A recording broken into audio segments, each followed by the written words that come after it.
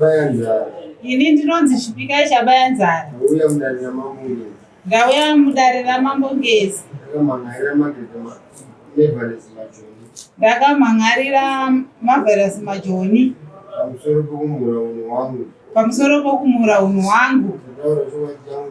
Ndichataura chokwadi changu chese. Ndikataura makuhwa ndinosungwa nemhosva. Mwari vandinzwe. Mudzimi gondinzwa.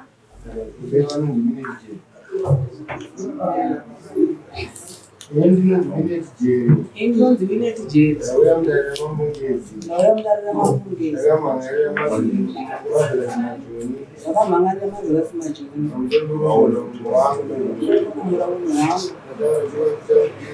Ndakataura changu chese.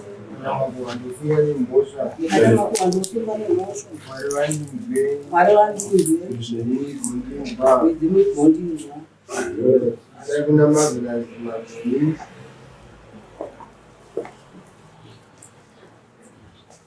Ndinonzi Marvelous Majoni. Ndauya mudare ramambongezi. Ndidaira zvakuti mangana Chipikai naWinnet. Ndataura chokwadi changu chose. Ndataura makuhwa ndosungwa nemhosva. Mwari vandinzwe. Mudzimi gondinzwa. Vana amai ndiyekutana vakamhangarira here. Ndiani achatanga kutaura pamuima wapinda murwere wekugara munhu wake. Ndini ndichatanga kutaura. Uchitaura ichinzwe nyaya yamapomera munhu. Pamusoro pedare. Kwanga wangori musi weFriday. Gogo Nyandorwa vachibva kwaPutabatini. Vakaenda nekwagogo kwaMemani vachida zvidhina. Saka mai aMemani vakati zvidhina izvi foromai nemwana wenyu previous. Ende munobvunza kwatete kuti zvidhina zvapiswa here. Gogo vakabva vauya vakati ko musikana akapisa zvidhina here. Ndikati aya zvidhina asati zvapiswa. Gogo kana zvapiswa ndichaita sei? Ndichakuudzai. Zvikanzi ndichauya mangwana muroora ndozokuona. Ngati pakanaka gogo. Ndokubva vaenda. Vakazoya mangwana kuma9 ndiri kumba kwagogo. Kwamai guru avo ava gogo. Ndokubva vauya vakati muroora ndauya. Ndikati handei kumba. Ndaenda kumba semunhu wakambonzi muriwo muriwo. Ndikati gogo vauya ndobva ndatora chiacha ndikavaisira muriwo mufusho womunyemba. Ndokubva ndapani gogo. Ndapa gogo. Gogo vakagara pasi. Vakanditi muroora uchiona ndauya pano. Ndine nhau yandauya nayo. Ndaida kutaura nezuro asi waizoti nini ndakaita sei ndakanwa doro. Asi muroora naye kuti ndikudze kuti uda kupinza ngozi mumusha mumwana wangu here. Ndikati sei madaro gogo. Ndati uda kupinza ngozi mumusha mumwana wangu here. Nekuda kwei. Zvikanzi handichanziva uda kuuraya menyama dzavo.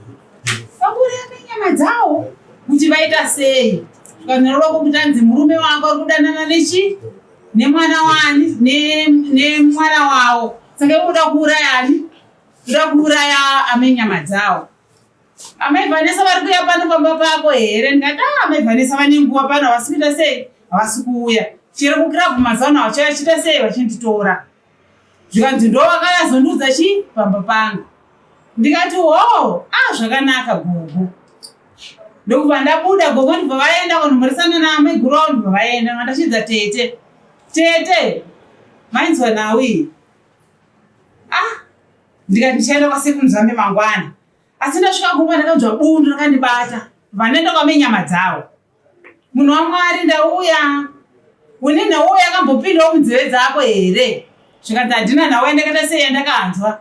Ndikati ko iri kutaura naMai Vanessa kunzi handini ndoda kukuuraya. Ndoda kuti mwana wako Eriza ari kudanana nasekuru afei. Wakamboinzwawo here. Amenyama dzavo vakadaira kuti tofunga Mai Vanessa kurota kwaoku. Kubva zvakaoma. Ndikati zvino ine handichapeta maoko. Ndakuenda kupi? Kwasekuru Muzambe. Ndonoripota nhau yangu. Ndoda kuti mangwana muchangomuka makadona.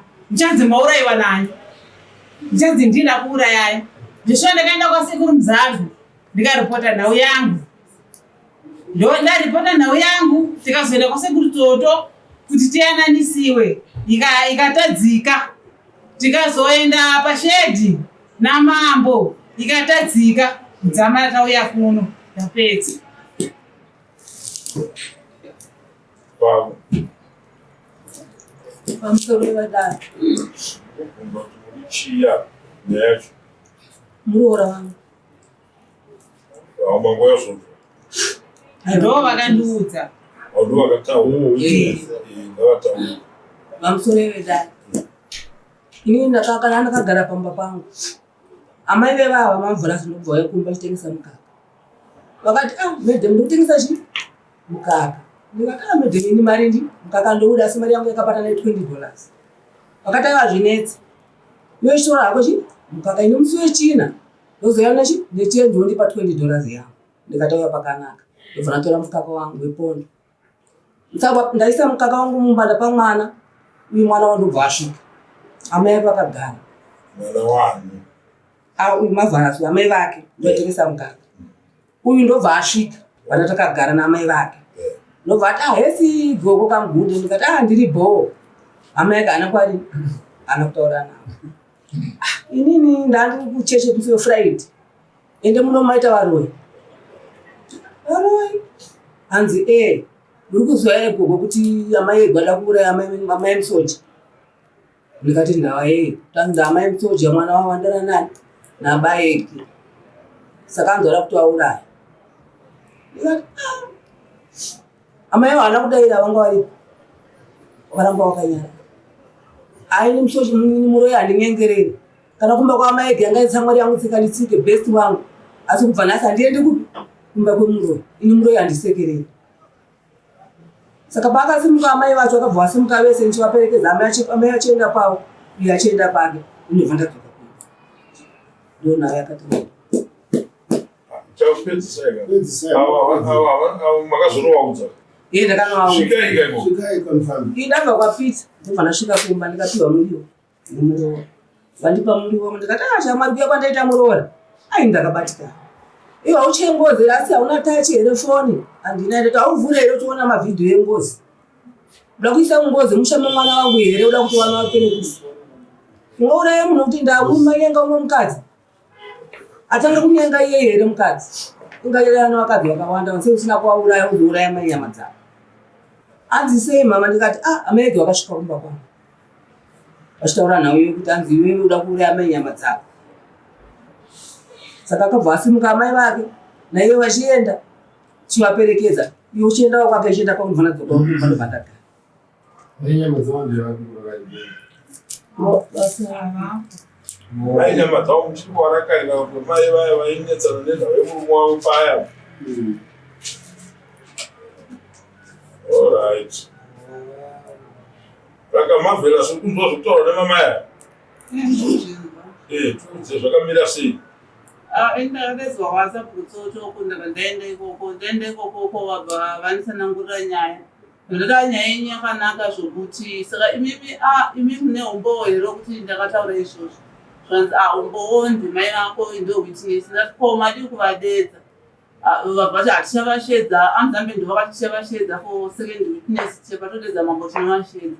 Saka pakauya Mambo wacho havana kushedzwa. Ndati ini nyaya yandiisivi. Nokuti mai vako havana kudetsera. Indangasingaisivi. Avo mai avo kuvaonera? Ndikuvaona. Havarwareka? Ndoziva. Saka kutoti iwe chauri kuvingira chii? Chekuti vati wataura kuti zvakati wongoti uhwitness waubuda zveupi chinhu chabuda pamuromo pako muchitaurana nemunhu muri 2 kana muri 3 wabuda uhwitness wei? Ndinangochitaura mama. Munogara kupi? Ndinogara kuipo. Pai? Kuploti. Mune penyu mune musha wenyu? Wamunogara? Munotongwa nenhau yepedyo mudaro. Imimi makataura zvinhu zvenyu muchitaura kuti mai venyu varipo. Endi mai venyu hapana pavanouya mudare vachiisa substantive witness mudare medu. Mai venyu wokubereka izvi hazvife zvakadii zvakaitika. Saka kune vanhu vari stubborn vanongoti ndinoda kuona kuti motiitei. Isusu sematara hatitye vanhu. Unotonga munhu zvichitarisa zvinhu zvinogona kutipa chete kuti asi ava mai vakapengera. So nyaya yekunanga munhu royo kana yekutaura chinhu chinogona kunanga kuti vanhu mise element yekauroyi kumunhu inokuchajisai mombe nedare nehwai kudarira mambo totangira ipapo 21 days kupanhasi makapinda dare kangani makapinda kadare kangani kaviri kutambisa time yedare ava mai ava eji yavo nemi havana pavakauye mudare vachipupura zvamakataura vachikunyeperana kuna zvinhu zvakadaro hakuna zvinhu zvakadaro asi ustabhoni bedzi kuti ndoda kuona kuti vanodii kana mai vatsvaga vari kukurovesai mombe nedare renu mombe yekunanga munhu royo mobhadhara hwai kudaro which is 400 years mombe yedu 300 hwai yachona 100 21 days banasi next spot